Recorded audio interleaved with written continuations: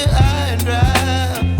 Oh, well, I don't wanna jinx it, baby, and twist myself at the spot. Qui est une véritable passion pour moi, c'est-à-dire aider les gens à se vendre ou à vendre leurs produits et leurs prestations de services à travers l'outil qui est le numérique et le digital via diverses plateformes. Donc je vais intervenir sur des domaines comme la création de contenu, l'engagement avec sa communauté ou même la monétisation de sa communauté. Et pour le faire, je vais avoir plusieurs angles d'attaque. Donc je vais avoir un angle plutôt, on va dire, approche des masses, du peuple, du nombre avec l'Africa Digital Academy. Je vais avoir une approche beaucoup plus ciblée vers, par exemple, les femmes ou vers les entrepreneurs à travers le nouveau concept que je viens de créer qui est Mama Digital.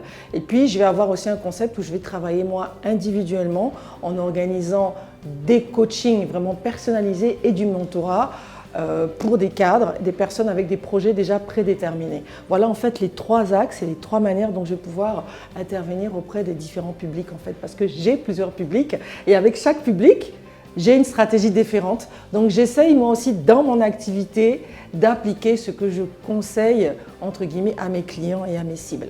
Alors Mama Digital justement c'est ma dernière marque et c'est un honneur justement que m'ont fait les jeunes de Yecolab et du G-Certif. Quand j'allais intervenir justement dans les conférences, ils m'appelaient Mama Digital et c'est vrai que tout le temps dans la rue vous êtes là Mama Digital, et dit pourquoi pas en faire une marque et c'est comme ça que j'ai déposé donc le nom de domaine Mama Digital .africa qui est justement mon dernier support, mon dernier média sur lequel on va trouver des astuces, des conseils, des tutos. Et là, très récemment, pour Maman Digital, j'ai créé un planning, un planeur, qui est le premier planeur en fait qu'on va dire figital. Pourquoi il est figital? Parce que non seulement c'est un agenda, mais en plus de ça, sur chaque mois, vous avez un QR code que lorsque vous le flashez, vous arrivez sur Internet et sur ma plateforme et je vous donne des conseils et des astuces privilégiées pour pouvoir booster, développer votre activité en ligne.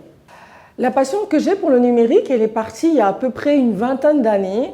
Il y a 20 ans, moi je sors de l'université, je viens de faire un DESS en commerce international et management interculturel, 6 ans d'études pour arriver là et de se dire ok j'ai un diplôme, mais qui va me permettre d'exercer dans un métier qui ne m'intéresse pas du tout. Et c'est à ce moment-là, donc, quand j'ai cherché des alternatives, je me suis trouvée, on était dans les balbutiements d'Internet, et je me suis retrouvée, j'ai dit, ouais, tiens, pourquoi pas le digital, pourquoi pas le numérique? Et en fait, le premier site que je vais créer, c'est mon CV. Et après, j'ai travaillé comme consultante, etc. Et ça fait plus ou moins 20 ans que je suis dans le domaine. Je ne vais pas dire que ça a été tout le temps rose, parce que quand je suis arrivée au Congo, il a fallu le temps que ça prenne et que les gens comprennent aussi ce que je faisais. Mais voilà, donc il y a toujours plus ou moins eu du digital, de l'Internet dans ma vie, quelles que soient les activités que j'ai pu entreprendre.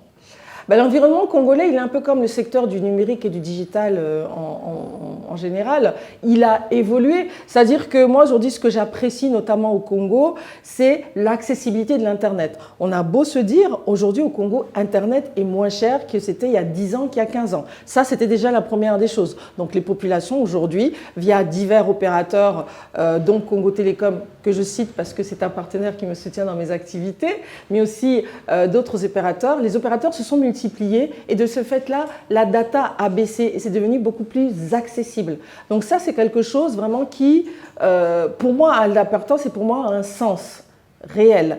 Mais par contre, à côté de ça, il faut quand même que, depuis les nombres d'années que le Congo, on parle de digital au Congo, il faut quand même qu'on se pose une question qui est, à mon avis, fondamentale, qui est, à mon avis, majeure. Pourquoi nous n'avons pas de digital champion au Congo? Pourquoi le Congo, après toutes ces années, n'a pas réussi à produire de licorne?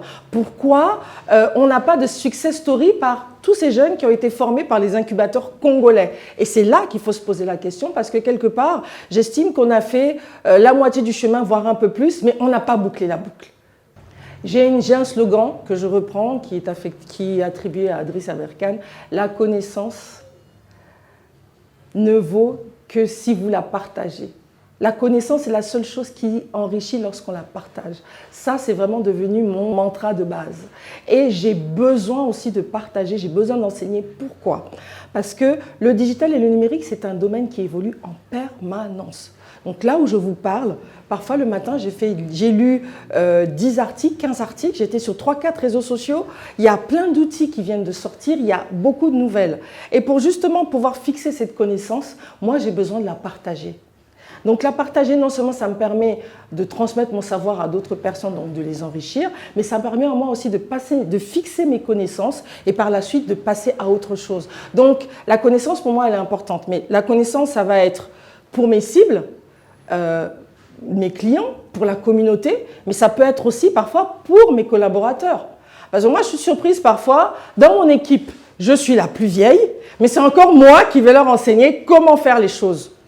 Et ça arrive souvent, malheureusement, bon bah voilà, c'est comme ça. Alors que moi, aujourd'hui, j'aimerais être aussi dans une posture où moi aussi on m'enseigne des choses. Ça m'arrive des fois, souvent à l'étranger, où là, effectivement, ça fait plaisir de se retrouver avec des gens. On va parler de marketing digital, parce qu'en marketing digital, on jargonne énormément, ou alors lors de conférences. Donc ça aussi, c'est pour moi. Non seulement je donne, mais aussi je reçois.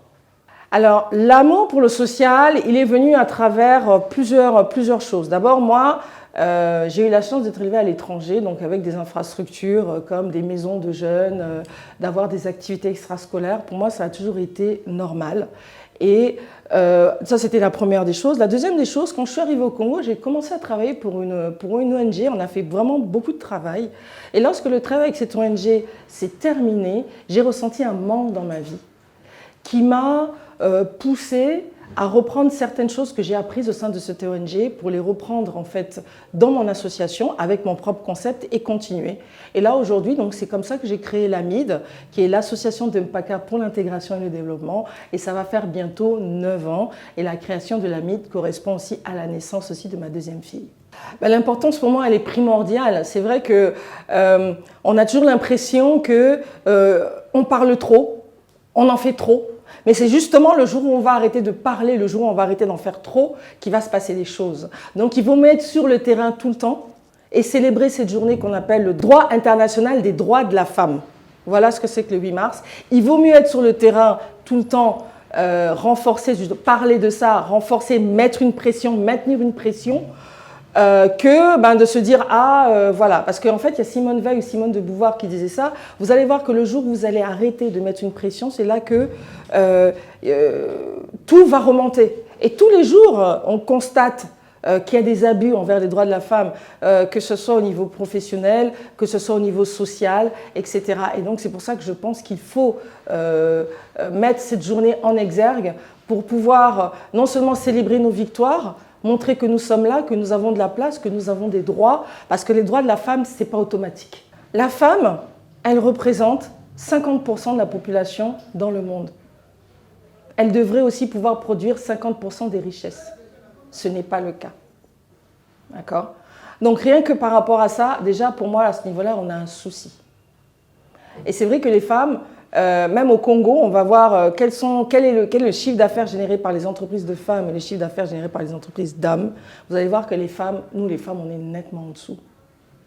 Et c'est pour ça justement qu'il faut que nous, on se batte pour pouvoir permettre à des femmes de pouvoir faire éclore leur business. Est-ce que vous vous rendez compte qu'en Afrique, l'Afrique est le continent où il y a plus de femmes entrepreneurs, mais quand on voit la richesse qui est générée par ces femmes-là, c'est peanuts. Et ça, justement, c'est pour ça que c'est important d'aider les femmes à produire plus. Qu'est-ce qui fait qu'aujourd'hui, parce qu'en fait, pour moi, chaque Africaine est une entrepreneur.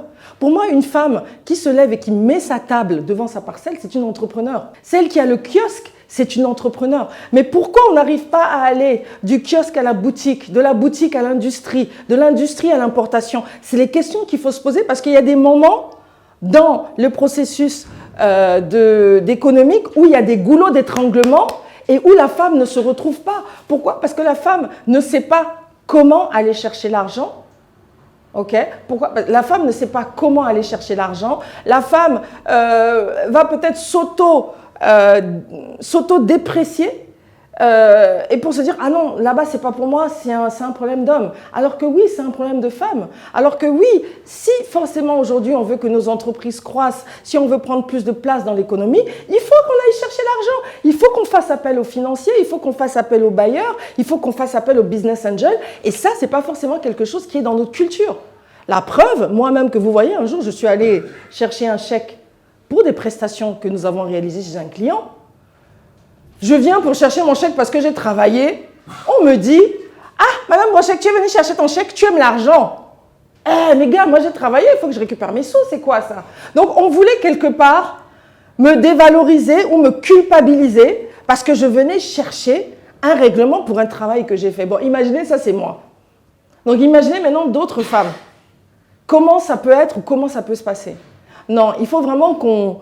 Si on veut vraiment avoir cette place, si on veut vraiment peser beaucoup plus dans la vie économique, dans la vie sociale et dans la vie politique, il faut qu'on apprenne à chercher des financements. Et à ce moment-là, nous, quand on va arriver et qu'on va se battre, qu'on va dire qu'on a des femmes qui sont maltraitées, on a besoin de faire ceci, on voudrait voir plus de femmes par là, eh bien, on aura beaucoup plus de poids. Tout du moins, moi, c'est vraiment ce que je pense. Parce que quelque part... Aujourd'hui, on ne peut pas dire, OK, on a besoin... Bon, c'est vrai que les droits de la femme, aujourd'hui, il y a des e-fourchis, il y a beaucoup de gens qui nous supportent et qui nous soutiennent, des hommes notamment, et je pense que ce sont nos meilleurs ambassadeurs, c'est clair, mais il faut aussi que nous aussi, on apprenne aussi à aller chercher des financements. Et chercher des financements, lever des fonds, c'est une compétence, c'est une qualité, on ne naît pas avec, ça prend. Oh là là, bah déjà, essayer peut-être de générer plus de chiffres d'affaires et de business. Multiplier justement mes flux de business, puisqu'on dit que pour atteindre vraiment la vraie liberté financière, il faut au moins 7 flux de business différents. Donc là, je viens de lancer très récemment une activité dans l'édition. Donc j'ai édité mes planeurs. Je suis en train de préparer des éditions de mots fléchés en rapport avec le Congo.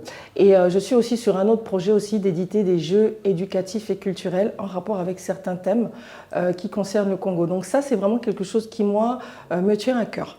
Et puis parallèlement à ça, avec la famille, l'industrie, on a aussi commencé aussi une activité dans les crèmes glacées qu'on va développer.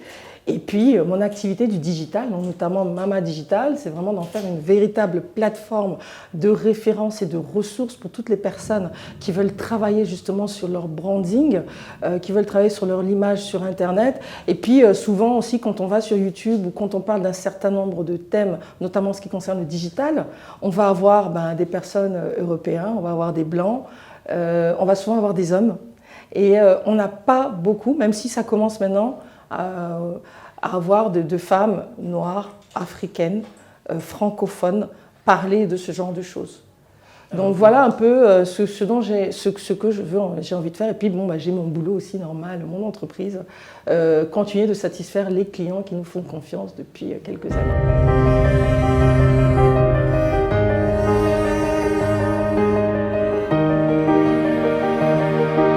Ouais, j'en ai plusieurs, on va dire. Donc la première et celle qui est même sur mon statut WhatsApp, c'est tomber 7 fois, se relever 8. Ne jamais abandonner.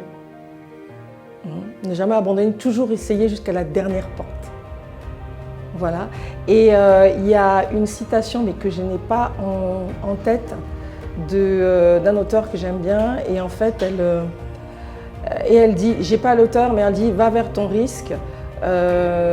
Utilise ta chance, à te voir faire, ils s'y habitueront.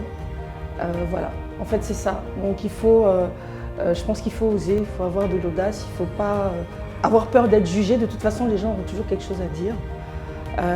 Et autant faire, si que de toute façon les gens doivent parler, autant que vous fassiez ce qui vous intéresse.